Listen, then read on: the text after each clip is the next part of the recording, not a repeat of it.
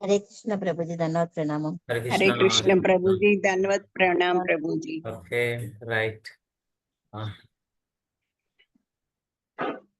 హరే కృష్ణ ప్రభుజీ, దండవత్ ప్రణామాలు ప్రభుజీ. హరే కృష్ణ. మీ అందరికి కూడా ప్రణామాలు. ఓకే, నేను స్టార్ట్ చేస్తాను, నాకు ఎక్కువ టైం లేదు.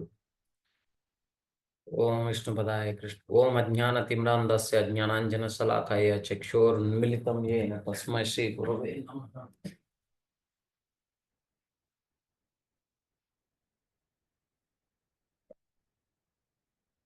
ఓం విష్ణుపదాయ కృష్ణ ప్రస్థాయ భూతలే శ్రీమతే భక్తి వేదాంత స్వామి నామ్నే నమస్తే సారస్వతే దేవే గౌరవాన్ని ప్రచారిణి నిర్విశేష శూన్యవాది పాశ్చాత్య దేశధారిణి. జయ శ్రీకృష్ణ చైతన్య ప్రభు నిత్యానంద శ్రీ అద్వైత గదాధర శివ సది గౌర భక్త బృంద.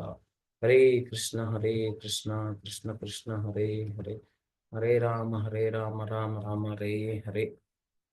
ముఖం కరోతి వాచాలం పంగుం లంగాయతే గిరిం యత్కృపాతమహం వందే శ్రీగురుం దీనతారిణం పరమానంద మాధవం శ్రీ చైతన్య ఈశ్వరం. హరి ఓం తత్సత్. ఈరోజు చాలా శుభదినం కూడా మనకి, ఎందుకంటే ఏకాదశి కూడా ఉన్నది, పాపమోషిని ఏకాదశి. సో మనం ఈరోజు యాక్చువల్గా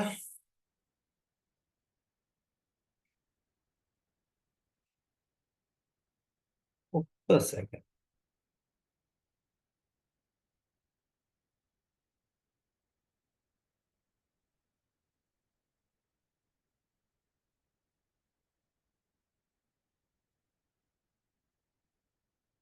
భక్తి గురించను, భక్తి చేయటం ద్వారా మనకి ఎటువంటి ప్రతిఫలం కానీ లాభం ఉంటుందని చెప్పేసి, అంతే కదా, మనం ఏ పని చేసినా కానీ లాభాపేక్ష కోరుకొని చేస్తుంటాం. ఈ లాభాపేక్ష లేకపోతే ఏది చేయము. ఎందుకంటే ఆ భౌతిక ప్రపంచం యొక్కటు ఒక లక్షణమైనది ఇదే అన్నమాట. మనకి మంచికో చెడు ఈ లక్షణం ఉండటం మంచిదే ఒక్కొక్కసారి. అయితే ఈ లక్షణాన్ని మనం ఎటువంటి అవసరానికి ఉపయోగిస్తున్నాం అనేది చాలా ఉత్తమమైనది అనమాట. ఇప్పుడు మనం చూసుకుంటే మనకి అంతే కదా, ఇప్పుడు భౌతిక జగత్తులో మనకి ఈ ప్రకృతి సంబంధించిన త్రిగుణములతో కూడిన, కృష్ణ అదే చెప్తున్నాడు, ఈ అన్నిటిని ఈ భౌతిక జగత్తులో ఏది చేసినా కానీ ఈ త్రిగుణాలు ఉంటాయి అన్నమాట. త్రిగుణాలకి అతీతంగానే ఉంటాయి. అయితే ఇవన్నీ కూడా నా దైవీ మాయ నిశ్చయంగా దాటశక్యం కానిది, దానితో చేసింది ఇది. ఎందుకంటే ఆయన మాయతో చేశారు, ఇది దైవీ మాయ. అయితే దీన్ని దాటడం అంత ఈజీ కాదు. అయితే నన్ను ఎవరైతే శరణు పొంది దీన్ని సులభం పొందుతారో దాన్ని సులభంగా దాటగలరని చెప్తున్నాను. అంతే కదా, దైవీయేష గుణమాయి మమ మాయ దురత్యయ మామ ఏవ ఏ ప్రపద్యంతే మాయామేతం తరంతితే. సో అదే చెప్తున్నాడు అనమాట. ఏం చెప్తున్నాడు ఇక్కడ, ఈయన దైవీ శక్తి ప్రకృతి భౌతిక ప్రకృతిలో 3 గుణాల సమ్మిళితం, అధికంగా అంగీకరించలేనిది, కానీ వారు నాపై ప్రతిపత్తి పొందిన వారు ఈ మాయను సులభంగా అధిగమిస్తారు అని చెప్తున్నారు. నాపై ప్రతిపత్తిని పొందినవారు. అయితే మనం అర్థం చేసుకుంటే ఈ భౌతిక ప్రపంచంలో పుట్టే మనం అందరం ఈ మాయాశక్తి చాలా కష్టంగా ఉంటుంది అధిగమించడానికి. మనకి అది సులభం కాదు. భగవంతుడు అదే చెప్తున్నాడు ఇక్కడ, మామయేవ ఏ ప్రతిపద్యంతే మాయాం ఏతాం తరంతితే. అంటే ఎవరు స్వచ్ఛందంగా లేదా తమ దుఃఖభరిత జీవితాన్ని అంగీకరించి, ఓ ప్రియమైన కృష్ణ, నేను ఎన్నో జన్మలుగా నిన్ను మరచిపోయాను, ఇప్పుడు నేను అర్థం చేసుకున్నాను, నువ్వు నా తండ్రివి, నువ్వు నా రక్షకుడు, నేను నీకు అర్పణ చేస్తున్నాను అని చెప్పినట్లయితే అతడు తండ్రికి మరలా వెళ్ళిన బిడ్డల, అంటే నా ప్రియమైన తండ్రి, నా అర్థం తప్పింది, అంటే నేను మిమ్మల్ని తప్పుగా అర్థం చేసుకున్నాను, నువ్వు నాకు రక్షణ ఇచ్చి ఉండవలసింది, కానీ నేను ఆ రక్షణ తీసుకోకుండా నా స్వతహాగా నేను ఆలోచించి కష్టపడ్డాను. ఇప్పుడు నేను నీ దగ్గరికి వస్తున్నాను తండ్రి. దయ ఉంచి నన్ను మళ్ళీ నువ్వు చేరదీయి అని చెప్పేసి మనం వివాదం చేసుకుంటూ అయితే ఎప్పుడైతే మనం అదే స్థితిలో ఒకసారి మనం భగవానుకి శరణాగతులు అయితే మనకి ఈ కష్టాల నుంచి, ఈ భౌతిక జగత్తు నుంచి విముక్తి అనేది లభిస్తుంది. అయితే కష్టం అనే కాదు యాక్చువల్‌గా మనం ఈ యొక్క కృష్ణ పరమాత్ముని యొక్క ఆశీస్సులతో వారి యొక్క సన్నిధిలో ఉండేవాళ్ళం. కానీ మాయా ప్రభావం వల్ల ఈ యొక్క భౌతిక జగత్తుకి రావటం జరిగింది. అయితే ఒకసారి మనం అదే గదా! ఎప్పుడైతే శరణాగతి తీసుకున్నామో భగవంతుని చేరుకుంటాం మనం. అయితే ఇక్కడ మనం ఆహ్, ఈ భౌతిక జగత్తుకు వచ్చిన తర్వాతకి అది అంత ఈజీ కాదనమాట. ఎందుకు? మాం ఏవ హే ప్రాపద్యంతే. ఈ మోహితమైన జీవనంలో మనం కృష్ణుని కన్నా ఇక భౌతిక జగత్తు దాని యొక్క గుణాలకు అనుగుణంగా ఉండటం జరుగుతుంది. ఎందుకంటే మనలో శక్తి అనేది నశిస్తుంది. ఆ శక్తి ఈ భౌతిక జగత్తుకి హ్మ్. అట్రాక్టివ్‌గా ఉంటుంది మన అదే మనం సత్యం అనుకుంటామనమాట. కృష్ణుడి మీద ఉన్న ఆహ్, ప్రీతి కన్నా ఈ యొక్క భౌతిక జగత్తు మీద ఉన్న ప్రీతి మనకి ఈ కృష్ణుడిని దూరం చేస్తుంది. హ్మ్. భగవద్గీతలో అదే చెప్తారు. అహం త్వం సర్వ పాపేభ్యో మోక్షయిష్యామి మా శుచా. అంటే ఏం చెప్తున్నాడు? అన్నిటి రకములైన మతాలను వదిలిపెట్టండి. నాకు మాత్రమే శరణాగతం అవ్వండి. నేను మీరు చేసిన అన్ని పాపాలను తొలగిస్తాను. భయపడకండి. ఇలా ఎప్పుడైతే అంతే కదా మనకి. మన ఇంట్లో గూడా మన తండ్రి మనకు భరోసా ఇస్తాడు. ఎక్కడికైనా వెళ్ళాలి మనం మంచిగా ఓకే. ఏదైనా మంచిగా కాంపిటీటివ్ ఎగ్జామ్ రాయాలి, చదువుకోవాలి. సో, ఫెసిలిటీస్ గావాలి. ఎళ్లి హ్మ్. హ్మ్.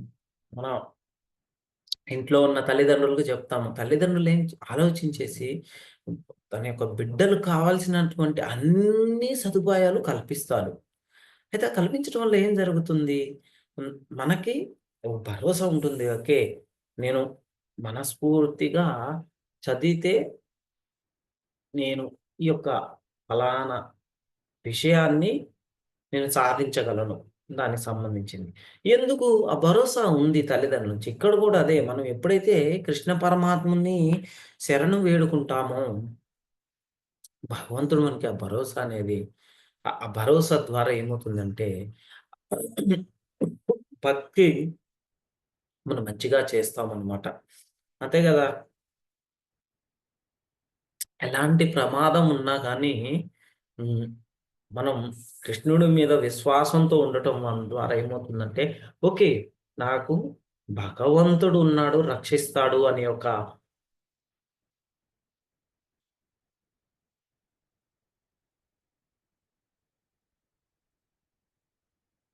నమ్మకం ఉంటుంది మనకి. అది. మాం ఏవ ఏ ప్రాపద్యంతే. ఎవరు నా దగ్గర శరణాగతం చేసుకుంటారు, వారు వెంటనే ఈ ప్రమాదం నుంచి బయటపడతారని జెప్పేసి కృష్ణ జెప్తున్నారు. అయితే మనం ఎందుకు శరణాగతి ఎందుకు తీసుకోవట్లేదు అయినా గాని? ఎందుకంటే ఇది కష్టమైన పనేం కాదు. ఒక్క సెకను.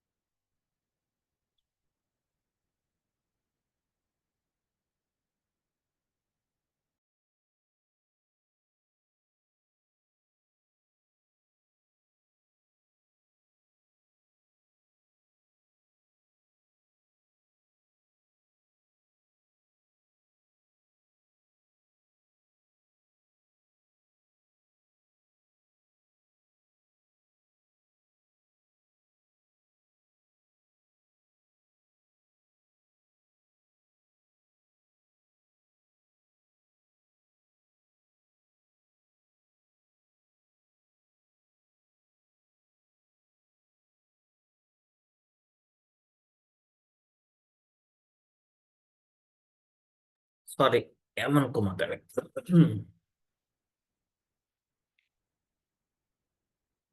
సో ఎవరైతే కృష్ణుడి దగ్గర శరణాగతం తీసుకుంటారో వెంటనే ఆ ప్రమాదం నుంచి బయటపడటం జరుగుతుంది. కాబట్టి మనం భగవంతుని యొక్క శరణాగతం తీసుకోవటానికి ఎందుకు మనం కష్టపడాలి? ఎందుకు వెనకాడాలి? అది ఆ అవకాశాన్ని మనం ఖచ్చితంగా ఉపయోగించుకోవాలి. భగవంతుడు చెప్తున్నాడు ఇప్పుడు చాలా హ్మ్. చాలామంది కష్టాలు పడుతూ ఉన్నారు. ఇప్పుడు ఆ కష్టాలు పడే వారికి ఆ కష్టాలు అలవాటైపోయి కొంతమంది భగవంతుని గురించి ఆలోచించలేనటువంటి స్థాయిలో కూడా ఉన్నారనమాట. కానీ మన స్థితి ఆ స్థితిలో లేదు. మనం భగవంతుని ఈ భారత గడ్డ మీద పుట్టటం మన అదృష్టం.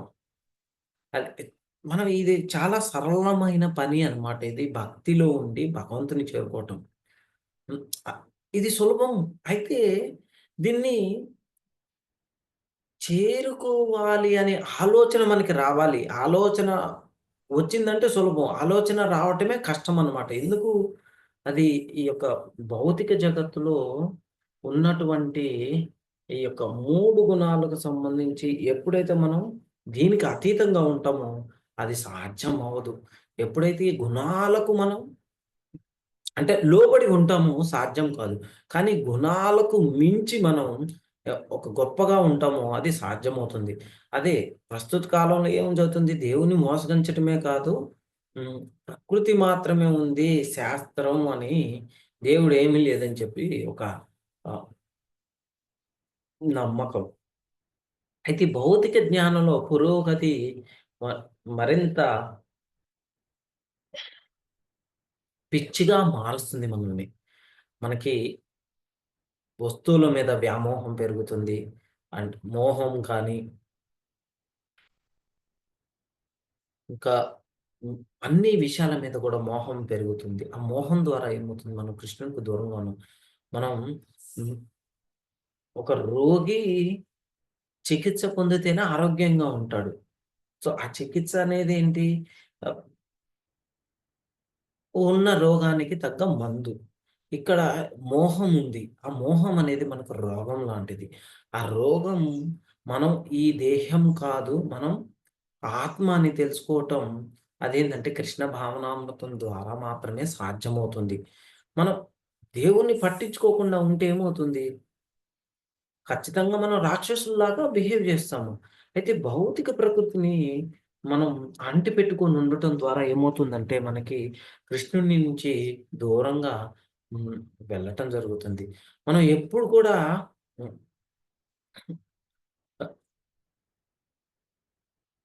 మూర్ఖులం ఆహ్, అయ్యామో అప్పుడు మనం కృష్ణునికి దూరంగా ఉంటాం. మరియు మనం మన విద్యపై అంటే ఏ విధంగా మనకి సంబంధించినంత వరకు ఆహ్, మనకున్నటువంటి ఐశ్వర్యము, విద్య, ఆహ్, అందము వీటి మన గర్వం ఈ గర్వం ద్వారా ఏమవుతుందంటే మనం కృష్ణుడి నుంచి దూరంగా వెడలిపోతామనమాట. ఈ భౌతిక ప్రకృతిని ఏ విధంగా గెలవాలి అనేది మనం ఆలోచించాలి. భౌతిక ప్రకృతిని ఎప్పటికప్పుడు మనపై 3 బాధలను విధిస్తుంది. కానీ సరే, జన్మ మృత్యు జర వ్యాధి దుఃఖ దోషాను దోషం.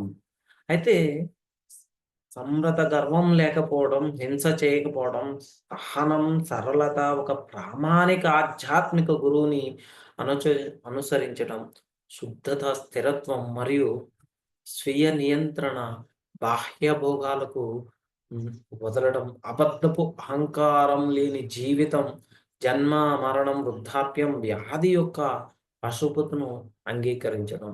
మనం చూడండి ఇంట్లో గాని పిల్లలు, భార్య, ఇల్లు ఇవన్నీ సంబంధాల్లో మనకి హ్మ్, ఒక అటాచ్‌మెంట్ అనేది లేకపోవడం. ఇష్టమైన మరియు విరుద్ధమైన విషయాల్లో సమాన మనస్సును కలిగి ఉండడం. నిత్యం మరియు నిజమైన భక్తి, కృష్ణపై నిర్జన స్థలాలకు చేరుకోవడం. సాధారణ ప్రజల నుండి విడిపోవడం. స్వీయ ఆత్మనివేశానికి ముఖ్యమనమాట. మరియు తాత్విక పరిశోధన. ఇవన్నీ నేర్చుకోవాల్సిన జ్ఞానం మనకి భగవద్గీతలో పేర్కొనడం జరిగింది.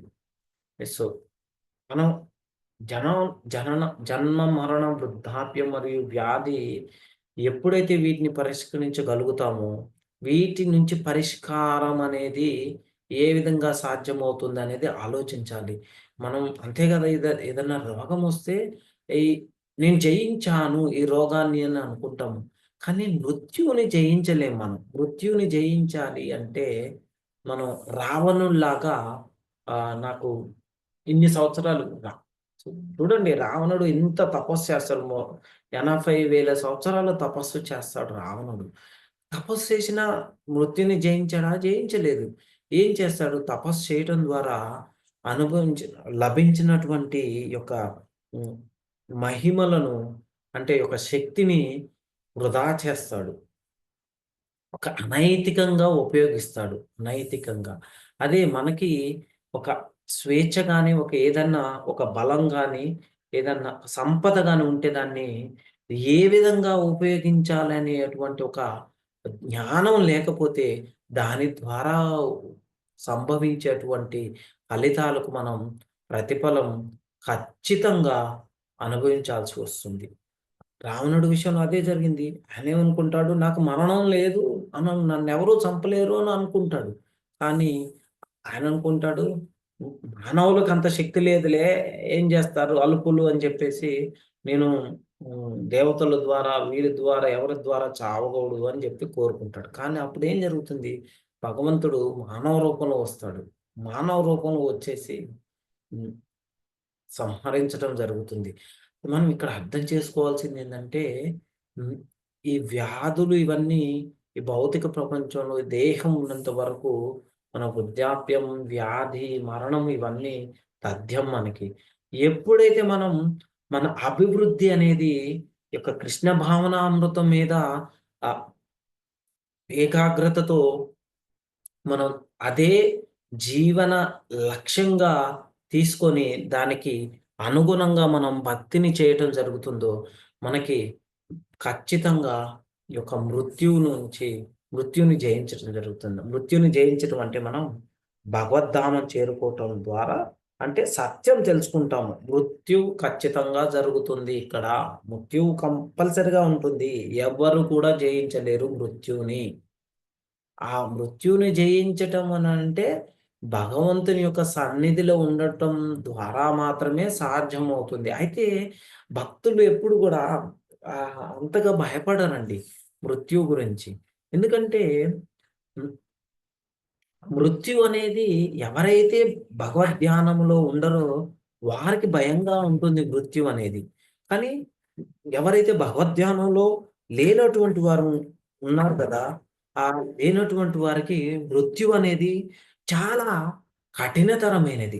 మృత్యువుని జయించటం అనంటే భగవంతుని యొక్క శరణు వేడుకోవటం. ఆహ్, భగవంతుని ఎవరైతే వేడుకుంటారో వారికి ఖచ్చితంగా మృత్యువుని జయించటం అనేది చాలా సులభతరం. అయితే ఎప్పుడైతే మనం సంపూర్ణ జ్ఞానం, సంపద అనేది ఈ యొక్క కృష్ణ భావనామృతంలో కలిగి ఉంటామో, దాని ద్వారా మనకి ఈ జీవన ఒక జీవితానికి సంబంధించినటువంటి లక్ష్యం అనేది మనం చేరటం జరుగుతుంది. సో, అంతే కదా మనకి. మనకి ఒక వేదాల్లో చెప్పినట్టు ఒక వైదిక నాగరికత అనేది ఉంటుంది. ఆ సమస్యల పరిష్కారానికి అన్వేషణ చేయకపోతే మనం ఈ యొక్క మనుషుడి స్థాయిలో ఉండి చేయకపోతే మనం మనుష్యులుగా గుర్తించలేరు. ఎందుకంటే అనేక సమస్యలు ఉన్నాయి మనకి. పశువులు ప్రశ్నించలేవు కానీ మనిషి ప్రశ్నించగలడు. కాబట్టి మనం ఒక స్థాయికి వచ్చిన తరువాతకి హ్మ్, ఎప్పుడు గూడా భగవద్ భగవంతుని ఏ విధంగా చేరుకోవాలి మనం? భగవంతుని చేరుకోవాలి అనంటే హ్మ్, భగవంతుని గురించి మనం ఆలోచించాలి. భగవంతుని గురించి మనం అన్వేషించాలి. ఈ అన్వేషణ ఏ విధంగా సాధ్యమవుతుంది? ఈ అన్వేషణ అనేది ఏందంటే మనం ఈ దేహం కాదు నేను ఆత్మని అని చెప్పేసి ఎప్పుడైతే ఒక వ్యక్తి ఆలోచించటం ఆరంభిస్తాడో వారికి తథ్యం భగవంతుని యొక్క కృప లభిస్తుంది. మనకి ఎన్ని సమస్యలు ఉన్నాయి. ఇప్పుడు ఈ సమస్యలు ఇప్పుడు చూడండి, పశువులకు కూడా సమస్యలు ఉన్నాయి, కానీ అవి ప్రశ్నించలేవు. మనిషి మాత్రం ప్రశ్నించగలడు. కాబట్టి మనం ఒక స్థాయికి రాకపోతే ఈ సమస్యలను ఎలా పరిష్కరించాలో తెలుసుకునే దిశగా మనం ఇంకా జంతువుల్లాగానే భావించడం జరుగుతుంది. ఎప్పుడైతే ఒక మనిషి అవగాహన లోపం ఉంటుందో జంతువుగా పరిగణించడం జరుగుతుంది. వాస్తవానికి సమస్య ఏమిటంటే, ఈ మనుషుని నాగరికత లేదా పురోగతిని ఏమంటారు మనం? వారు సమస్యలను పరిష్కరించడానికి ప్రయత్నిస్తున్నారు. ఒక సమస్యను సూచిస్తున్నారు. మనం దాన్ని పరిష్కరించడానికి ప్రయత్నిస్తున్నామా లేదా అని. ప్రస్తుతం చూడండి అణుబాంబులు తయారు చేస్తూ ఉంటారు. ఎందుకు అణుబాంబులు తయారు చేయటం ద్వారా మనం శాంతంగా ఉండొచ్చు అని చెప్పేసి. ఎందుకంటే ఎవరన్నా మన మీదకి యుద్ధానికి వచ్చినప్పుడు ఈ బాంబుని ప్రయోగిస్తారు మీ మీద అని చెప్పేసి భయం ద్వారా. కానీ పక్కవాడిని భయపడుతున్నాము అనుకుంటాం. కానీ మనం కూడా భయపడుతూ ఉన్నాము నిత్యం. మనం కూడా భయపడుతూ ఉన్నాము. ఎందుకు భయపడట్లేదు మనం? మనం కూడా భయపడుతూ ఉన్నాం. వాడు ఎప్పుడొస్తాడు? అటాక్ చేస్తాడు. ఇప్పుడు మనం బాంబుని కనుక్కున్నప్పుడు పక్కోడు కనుక్కోలేడా? కనుక్కుంటాం. ఎందుకంటే ప్రలోభాలకి లోనయ్యి మనల్లో ఉన్న వారికి సహాయం చేయవచ్చు. ఈ యొక్క భౌతిక జగత్తులో ఉన్నటువంటి ఈ యొక్క లక్షణాలను మనం ఎప్పుడు కూడా వేరు చేయలేమనమాట. అయితే ఈ సమస్యను చూడండి, ఏదో ఒక సమితి లాగా ఐక్యరాజ్య సమితి అన్నీ కానీ ఎవరు కూడా మృత్యుని జయించలేరు. నాగరికత యొక్క పురోగతి అంటే సహజంగా ఒక సమస్య వచ్చింది, దాన్ని పరిష్కరించడానికి ప్రయత్నిస్తున్నామా లేదా? ఏదైనా మనం తీసుకుంటే సమస్యను పరిష్కరించడానికి ప్రయత్నించడం మాత్రమే. ఉదాహరణకు మన దేశంలో చూడండి, కొన్ని దేశాల్లో సబ్వేస్ ఉంటాయి. మన దేశాల్లో కూడా ఇప్పుడు చాలా చోట్ల పెట్టారు మనకి చూసుకుంటూ ఉంటే. ఎందుకంటే ఏం చేస్తారు, ప్రభుపాద అదే చెప్తాడనమాట. జనాలు రాను రాను ఏమవుతారంటే నీళ్లు దొరకవు అవన్నీ అనుకుంటారు. ఈ వేడి తట్టుకోలేక చెట్లను నరకటం ఇవన్నీ అండర్ గ్రౌండ్లోకి వెళ్ళిపోతారు అనమాట. అండర్ గ్రౌండ్లోకి వెళ్ళిపోయి వస్తారు. ఒక రోజులో కొద్దిసేపు వచ్చేసి స్వచ్ఛమైన గాలి పీల్చుకోవటానికి వెళ్ళిపోయి గాలి పీల్చుకొని పైకి వచ్చేసి మళ్ళీ ఈ యొక్క అండర్ గ్రౌండ్లోకి వెళ్ళిపోతారు అనమాట. ఇదంతా చాలా ఉత్కృష్టమైన జీవితం. ఆల్రెడీ మనకి చూసుకుంటే అతల పాతల వితల పాతాల ఇవన్నీ రసాతల లోకాలు ఉన్నాయి. అవన్నీ కూడా ఎప్పుడు చీకట్లోనే ఉంటాయి. చీకట్లోనే వాళ్ళకి ఆ దేహం అనేది చాలా ఉత్కృష్టమైనది. అక్కడ మనకి ఇక్కడ కన్నా ఇంకా ఎక్కువ సదుపాయాలు ఉంటాయన్నమాట. చాలా అన్నీ కూడా. సో ఆ సదుపాయాలు ఉన్నప్పుడు మనం కృష్ణుడికి దూరంగా ఉంటాం. అసలుకి అక్కడ భక్తి చేసుకునే అవకాశమే రాదు మనకి. ఈ యొక్క భౌతిక జగత్తులో అట్లీస్ట్ ఈ భూలోకంలో మనకి భక్తి చేసుకునేటువంటి అవకాశం లభించింది. ఎందుకు? ఇక్కడ భగవంతుడు ఆ విధంగా సృష్టించడం జరిగింది. అయితే ఎప్పుడైతే మనం చిన్న సమస్య, ఇప్పుడు ఏదైనా సమస్య వచ్చినప్పుడు సమస్య బాధపడటం జరుగుతూనే ఉంటుంది. కాకపోతే ఆ సమస్య నుంచి అసలు సమస్య ఎందుకు వస్తుందనేది కూడా, సమస్య రాకుండా దాన్ని ఏ విధంగా, సమస్య వచ్చినా కానీ ఏ విధంగా బయటపడాలనేది మనం అంతే కదా. అత్యంతిక దుఃఖ నివృత్తి. అత్యంతిక దుఃఖ నివృత్తి అంటే బాధల సమస్యను పరిష్కరించటం. మనం ఎలాంటి బాధను అనుభవించాలనుకోవడం లేదు. మనం శాంతంగా ఆనందంగా జీవించాలనుకున్నాం. కానీ అది ఈ భౌతిక ప్రపంచంలో సాధ్యం కాదు. అదే సమస్య.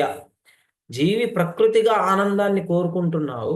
ఆనందమయోభ్యాసాత్ అంటే సహజమైన ప్రవృత్తి ద్వారా మనం ఆనందమైన జీవితాన్ని కోరుకుంటున్నాము. కానీ ఒక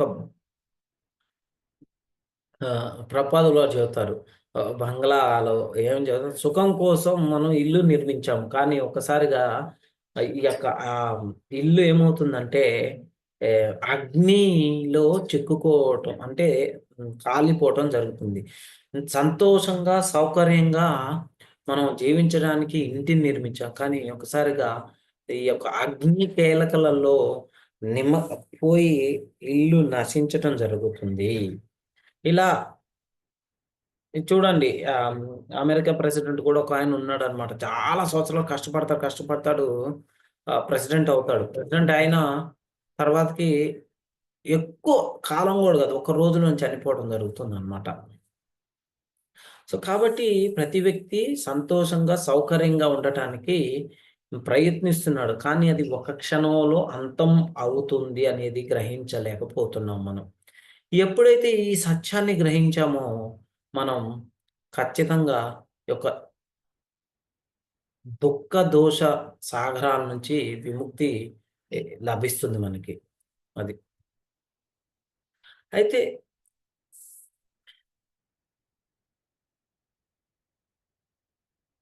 ఈ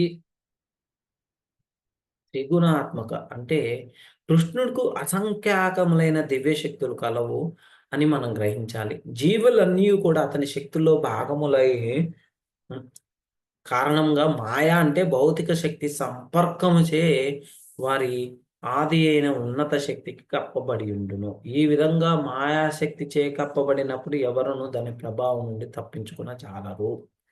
అది అర్థం చేసుకోవాలి మనం. అయితే మనం మామేవ అంటే ఇక్కడ చూడండి, మాం అంటే ఇక్కడ ఎవరు? కృష్ణుడు, విష్ణువు అని. బ్రహ్మ లేదా శివుడు అని అర్థం కాదనమాట. బ్రహ్మరుద్రాదులు అత్యున్నతములైన విష్ణు స్థాయికి కొంచెం ఇంచుమించుగా సమానమైన స్థితి అందున్న వారైనను మాయాబంధము నుండి జీవునికి విముక్తిని కలిగింపజాలరు. రజస్తమో గుణావతారములు అది సాధ్యం కాదనమాట. మరో మాటలో బ్రహ్మ మరియు శివుడు కూడా మాయా ప్రభావంకు లోబడి ఉందురు. విష్ణువు ఒక్కడే మాయకు ప్రభువు కనుకనే అతడు మాత్రమే బద్ధ జీవునికి ముక్తిని ప్రసాదింపగలరు. శ్రీకృష్ణుని అవగాహన చేసుకున్నట్టు చేతనే ముక్తి లభింపగలదు. తమేవ విదిత్వా శ్వేతస్వతార ఉపనిషత్తులు ఏం చెప్తున్నారు? ఉదాహరించడం ముక్తి ప్రదాత సర్వేషాం విష్ణురేవానా సంశయ.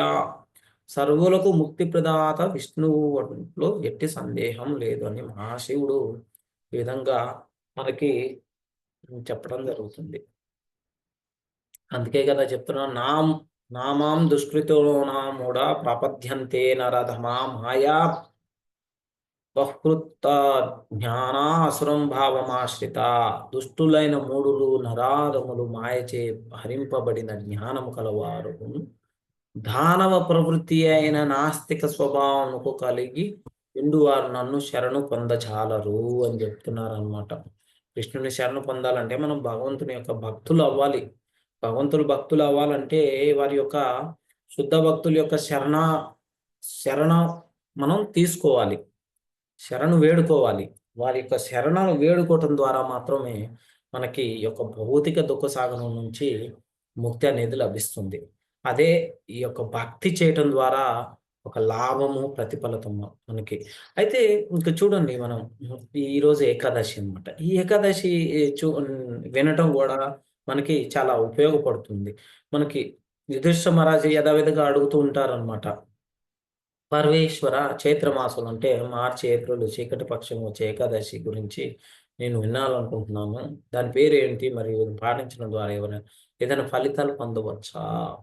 శ్రీకృష్ణుడు అలా జవాబు చెప్తున్నాడు. ఓ రాజా, శ్రేష్ఠుడా, సో అందరి ప్రయోజనం కోసం పాప విమోచనాన్ని పిలువబడే ఏకాదశి యొక్క వైభవాన్ని మీకు వివరిస్తానని చెప్తాడు. అయితే లోమస ఋషి వివరిస్తున్నారు. చైత్రమాసంలో చీకటి సమయంలో అంటే మనకి వచ్చే ఏకాదశిని పాపమోచన ఏకాదశి అంటారు.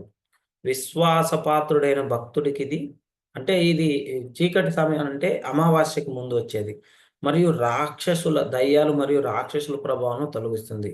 ఈ ఏకాదశి జీవితంలో 8 పరిపూర్ణతను కూడా ప్రదానం చేస్తుంది. అన్ని రకాల కోరికలను నెరవేరుస్తుంది మరియు ఒకరి జీవితాన్ని అన్ని పాప ప్రతిచర్యల నుండి శుద్ధం చేస్తుంది. ఈ ఏకాదశి మరియు గంధర్వుల స్వర్గ సంగీతకారుల అధిపతి చిత్రరథుని గురించి చారిత్రక కథనం మనకి వివరించడం జరుగుతుంది. ఏందంటే వసంతకాలంలో మనకి ఒకసారి ఏం జరుగుతుందంటే స్వర్గంలో నృత్యకారులు సావాసన చిత్రరథుడు ఒకసారి అనేక రకాల పుష్పాలతో కూడిన అందమైన అడవిని చూస్తాడనమాట. అక్కడ అతను ఆమె కుమార్తెలు గంధర్వులు మరియు అనేక మంది కిన్నరులతో కలిసి స్వర్గపు అంటే ఇంద్రుడితో అక్కడికి వెళ్ళి ఆనందించారు. చాలా మంది ఋషులు కూడా అక్కడ ఉన్నారు. వారు తమ తపస్సులు చేస్తున్న దేవతలు ముఖ్యంగా చైత్ర మరియు వైశాఖ అంటే ఏప్రిల్, మే నెలల్లో ఈ దివ్య ఉద్యానవనాన్ని సందర్శించడం ద్వారా వారు ఆనందాన్ని పొందడం జరుగుతుంది. అయితే అడవిలో మేధావైన గొప్ప ఋషి నివసించేవారనమాట. ఆయన చాలా ఆకర్షణీయమైన నృత్యకారులు ఎల్లప్పుడూ అతన్ని మోహింప చేయడానికి ప్రయత్నించేవారు. ముఖ్యంగా ఒక ప్రసిద్ధ అమ్మాయి మంజు ఘోష్ అనేటువంటి అమ్మాయి ఆయన్ని మోహిస్తూ ఉంటుంది. అయితే ఒకసారి ఏం జరుగుతుందంటే ఆయనకి చాలా సార్లు మోహించటం ద్వారా ఆయన ఒకసారి లో ఆ యొక్క ఆమె యొక్క లోభానికి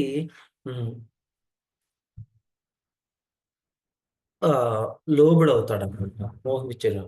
అయితే అప్పుడు మంజు ఘోషుడు తన ఏం జరుగుతుందంటే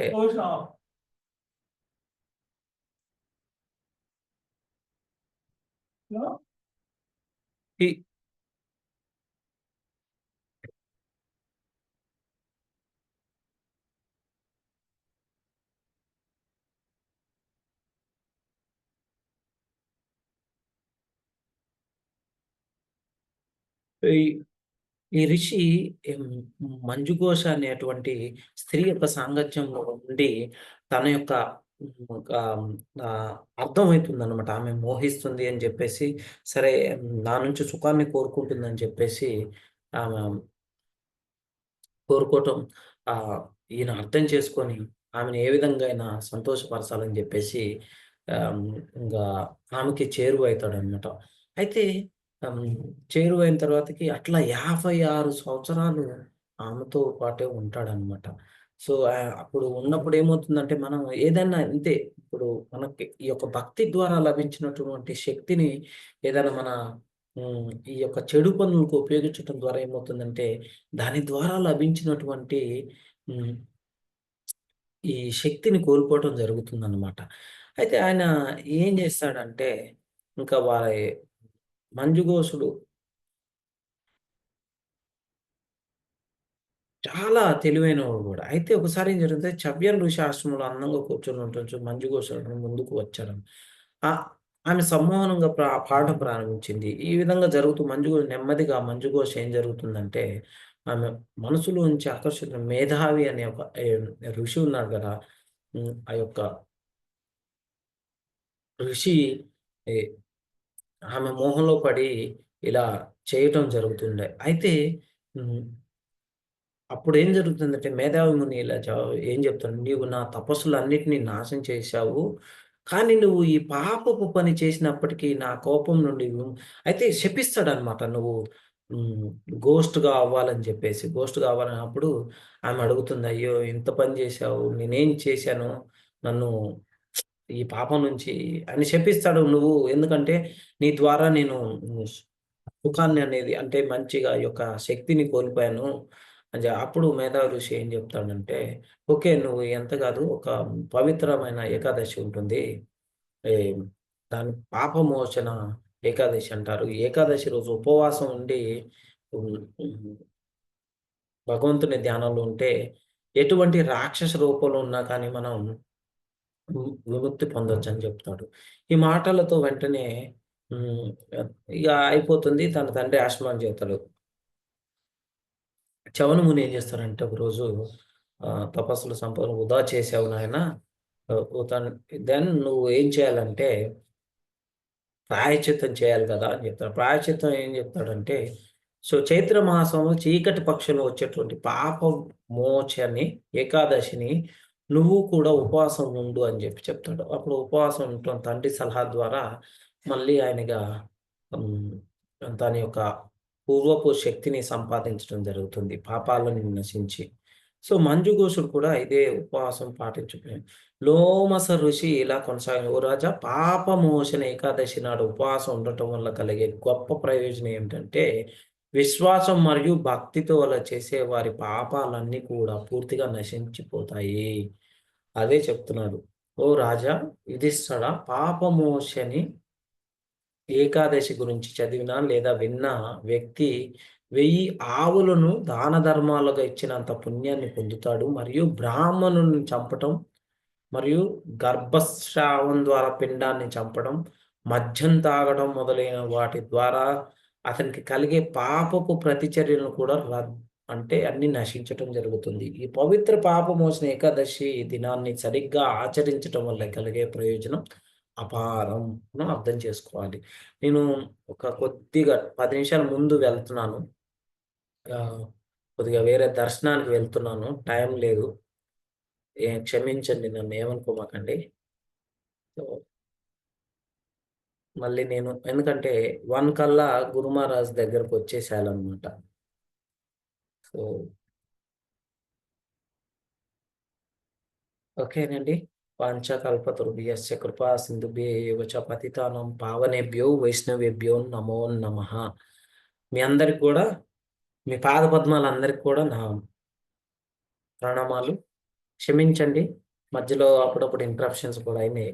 ఎందుకంటే ట్రావెలింగ్‌లో ఉన్నప్పుడు మనంతట మనం ఇంకా చాలా ఉంటాయి. చాలామంది ఉంటూ ఉంటారు. రైట్ అండి. హరే కృష్ణ.